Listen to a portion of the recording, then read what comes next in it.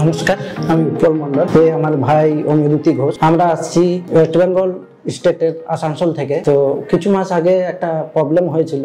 আমার ভাইয়ের মাথায় প্রচন্ড ব্যথা হতো এবং চোখে প্রচন্ড ব্যথা হতো, যার ফলে আমরা আমাদের লোকাল শহর আসানসোলে গিয়ে ডাক্তারবাবুর কাছে যাই। ডাক্তারবাবু বলেন যে ওর পিটুইটারির মধ্যে কিছু সমস্যা আছে। তো উনি আমাদের অ্যাডভাইস দেন যে নারায়ণী হসপিটালে গিয়ে চিকিৎসার জন্য। তারপর আমরা এখানে আসি।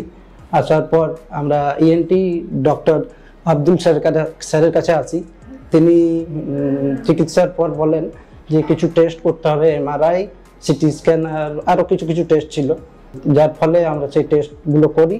টেস্ট করার পর ডাক্তারবাবু বলেন যে ওর পিটুইটারি গ্ল্যান্ডে টিউমার হয়েছে, সেটা অপারেশন করতে হবে। এবং আমরা সহমত হই। সহমত হওয়ার পর ডাক্তারবাবু অপারেশন করেন। অপারেশন করার পর অপারেশনটা খুব সুস্থভাবে কমপ্লিট হয়।